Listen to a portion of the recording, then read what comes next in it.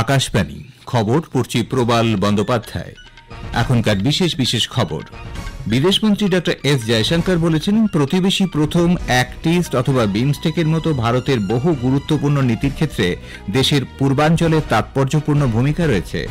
সরকার বলেছে, ভারতের সঙ্গে আমেরিকার বাণিজ্য 2030 সালের মধ্যে $500 বিলিয়ন পৌঁছে যাবে বলে আশা করা হচ্ছে। ভারত সংসদে পাশ হওয়া ওয়াকফ সংশোধনী আইন নিয়ে পাকিস্তানের অভিযোগ উদ্দেশ্য প্রণোদিত ও ভিত্তিহীন বলে সম্পূর্ণ খারিজ করে দিয়েছে। ন্যাশনাল হেরাল্ড মামলায় অর্থ তছরূপের অভিযোগে কংগ্রেস নেত্রী সোনিয়া গান্ধী, রাহুল গান্ধী ও আরও কয়েকজনের বিরুদ্ধে ইডি চার্জশিট দাখিল করেছে।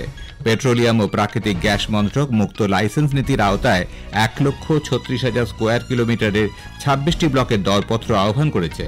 সুপ্রিম কোর্ট এক দৃষ্টান্তমূলক রায়ে জানিয়েছে, কোনো সদ্যজাত শিশু হাসপাতাল থেকে চুরি হলে প্রথম পদক্ষেপ হিসেবে হাসপাতালের লাইসেন্স বাতিল করতে হবে। আইপিএল ক্রিকেটে আজকের ম্যাচে দিল্লি ক্যাপিটালস রাজস্থান রয়্যালসের মুখোমুখি হবে। গত রাতে 16 রানে কলকাতা নাইট রাইডার্স হেরে গেছে পাঞ্জাব কিংসের কাছে। আসছে বিস্তারিত সংবাদে। বিদেশমন্ত্রী ডক্টর এস জয়শঙ্কর বলেছেন, প্রতিবেশী প্রথম, অ্যাক্ট ইস্ট বা বিমস্টেকের মতো ভারতের বহু গুরুত্বপূর্ণ নীতির ক্ষেত্রে উত্তর পূর্বাঞ্চলে তাৎপর্যপূর্ণ ভূমিকা রয়েছে। তিনি জোর দিয়ে বলেন, এই অঞ্চলের প্রাসঙ্গিকতা সময়ের সঙ্গে আরও বৃদ্ধি পাবে। গতকাল তিনি উত্তর পূর্বাঞ্চলীয় মন্ত্রকের আয়োজনে নর্থ ইস্ট ইনভেস্টার্স সামিট 2025-এ অংশগ্রহণকারীদের রাষ্ট্রদূতদের সামনে বক্তব্য রাখেন। ডক্টর জয়শঙ্কর বলেন, বিদেশি দূতরা এই অঞ্চল আবিষ্কার করার সঙ্গে সঙ্গে তাদের সরকার এবং শিল্পমহলকে এই অঞ্চলে আসার জন্য উৎসাহিত করবেন। উত্তর পূর্বাঞ্চল প্রতিবেশী 5টি দেশের সঙ্গে সীমান্ত ভাগ করে নিয়েছে এবং আসিয়ান ও ভারতীয় উপমহাদেশের সঙ্গে সেতু রচনা করেছে বলে ডক্টর জয়শঙ্কর মন্তব্য করেন। এই প্রসঙ্গে তিনি ত্রিপক্ষীয় মহাসড়ক ও কালাদানের মতো গুরুত্বপূর্ণ প্রকল্পের উল্লেখ করেছেন। সরকার বলেছে, ভারতের সঙ্গে আমেরিকার বাণিজ্য 2023 সালের মধ্যে $500 বিলিয়ন পৌঁছে যাবে বলে আশা করা হচ্ছে। নতুন দিল্লিতে গতকাল সাংবাদিকদের সঙ্গে কথা বলার সময় বাণিজ্য ও শিল্প সচিব সুনীল বার্তওয়ালে বলেন, সাম্প্রতিক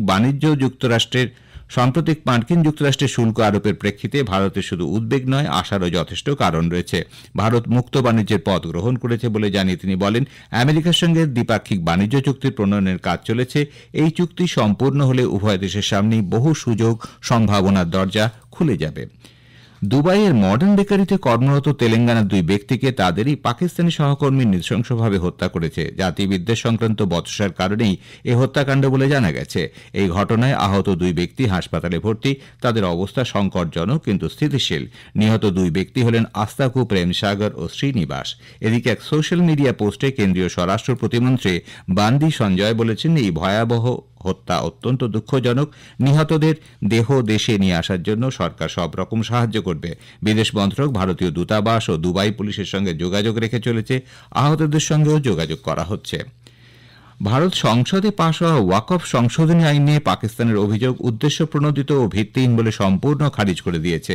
বিদেশ মন্ত্রকের মুখপাত্র রণধীর জয়সওয়াল পাকিস্তানের এই মন্তব্য সম্পর্কে সাংবাদিকদের প্রশ্নের উত্তরে গতকাল বলেন, এটি পুরোপুরি ভারতের অভ্যন্তরীণ বিষয়। এই নিয়ে পাকিস্তানের মন্তব্য করার কোনো অধিকারই নেই। পাকিস্তানকে অন্যের ব্যাপারে হস্তক্ষেপ না করে নিজের দেশের সংখ্যালঘুদের অধিকার সুনিশ্চিত করার পরামর্শ দেন তিনি। ন্যাশনাল হেরাল্ড অর্থ পাচার মামলায় কংগ্রেস নেত্রী সোনিয়া গান্ধী, রাহুল গান্ধী এবং আরও কয়েকজনের বিরুদ্ধে চার্জশিট দাখিল করেছে এনফোর্সমেন্ট নির্দেশালয় ইডি। বিশেষ বিচারপতি বিশাল গগনে গতকাল চার্জশিট পরীক্ষা করে দেখেন। আগামী 25 এপ্রিল এই মামলার পরবর্তী শুনানি। চার্জশিটে কংগ্রেস নেতা শ্যাম পিত্রোদা এবং সুমন দুবেরও নাম অভিযুক্ত হিসেবে রয়েছে। এদিকে ইডির চার্জশিটে দেওয়ার ঘটনায় কংগ্রেস প্রতিক্রিয়া ব্যক্ত করে বলেছে যে, তদন্তকারী সংস্থার এই পদক্ষেপ রাজনৈতিক প্রতিহিংসা ছাড়া কিছু নয়। সমাজ মাধ্যমে এক বার্তায় দলের সাধারণ সম্পাদক জয়রাম রমেশ ইডির এই পদক্ষেপের সমালোচনা করেছেন। এদিকে কংগ্রেস নেত্রী প্রিয়াঙ্কা গান্ধীর স্বামী ও ব্যবসায়ী রবার্ট ভাদ্রাকে গতকাল নতুন দিল্লিতে এনফোর্সমেন্ট ডাইরেক্টরেট জিজ্ঞাসাবাদ করে। পেট্রোলিয়াম ও প্রাকৃতিক গ্যাস মন্ত্রক মুক্ত লাইসেন্স নীতির আওতায় নিলামের নবম পর্যায়ে 1,36,000 স্কোয়ার কিলোমিটারের 28টি ব্লকের দরপত্র আহ্বান করেছে। এই নিলামের তাৎপর্য ব্যাখ্যা করে পেট্রোলিয়াম ও প্রাকৃতিক গ্যাস দপ্তরের মন্ত্রী হরদীপ সিং পুরী বলেন, ভারত এর ফলে এ যাবৎকাল অনাবিষ্কৃত সম্ভাবনাময় ক্ষেত্রগুলি উন্মুক্ত করতে পারবে, পাশাপাশি রপ্তানি নির্ভরতাও কমবে। প্রধানমন্ত্রী নরেন্দ্র মোদী আগামী 27শে এপ্রিল রবিবার আকাশবাণীতে মন কি বাত অনুষ্ঠানে তার চিন্তাভাবনা সকলের সঙ্গে ভাগ করে নেবেন। এটি হবে মন কি বাতের 121তম পর্ব। আকাশবাণী ও দূরদর্শনের সবকটি প্রচার তরঙ্গে এবং www.newsonair.com ওয়েবসাইটেও মোবাইল অ্যাপেও বেলা 11টা থেকে মন কি বাত শোনা যাবে। এআইআর, ডিডি নিউজ, প্রধানমন্ত্রী কার্যালয় এবং তথ্য ও সম্প্রচার মন্ত্রকের ইউটিউব চ্যানেলে তা শোনা যাবে। হিন্দি ভাষায় সম্প্রচারের ঠিক পরেই আঞ্চলিক ভাষায় মন কি বাত সম্প্রচারিত হবে। ওই দিন রাত 8টায় আঞ্চলিক ভাষায় তর্জমা পুনঃ সম্প্রচারিত হবে। খবর শুনছেন আকাশবাণী থেকে। আমাদের সংবাদ শোনা যাবে ইউটিউব চ্যানেল আকাশবাণী সংবাদ বাংলা, ফেসবুক ও ইনস্টাগ্রাম আকাশবাণী সংবাদ কলকাতা এবং এক্স হ্যান্ডেল এআইআর নিউজ কলকাতাতে। সুপ্রিম কোর্ট এক দৃষ্টান্তমূলক রায়ে জানিয়েছে, যে কোনো সদ্যজাত শিশু যদি হাসপাতাল থেকে চুরি হয়ে যায়, প্রথম পদক্ষেপ হিসেবে ওই হাসপাতালের লাইসেন্স বাতিল করতে হবে। সারা দেশে শিশু পাচার সংক্রান্ত অপরাধ দমন এবং দ্রুত বিচারের জন্য গতকাল একটি মামলায় শীর্ষ আদালত কিছু কঠোর নীতি নির্দেশিকাও জারি করেছে। বিচারপতি জে.বি. পাদিওয়ালা এবং আর মহাদেবনের বেঞ্চ দেশের সমস্ত হাইকোর্টগুলিকে শিশু পাচার সংক্রান্ত মামলার বিচার 6 মাসের মধ্যে সম্পূর্ণ করার জন্য নিম্ন আদালতগুলিকে নির্দেশ দিতে বলেছে। বিচারে বিলম্ব এড়াতে শীর্ষ আদালত এই ধরনের মামলা প্রতিদিন শুনানি করার নির্দেশ দিয়েছে। উত্তরপ্রদেশে শিশু পাচার মামলার অভিযুক্ত এক ব্যক্তির আগাম জামিনের আবেদনের প্রেক্ষিতে সুপ্রিম কোর্ট এই নির্দেশ দেয়। খাদ্যপণ্যের দাম গত মাসে উল্লেখযোগ্যভাবে হ্রাস পাওয়ায় খুচরো মুদ্রাস্ফীতি 3.34% নেমে এসেছে।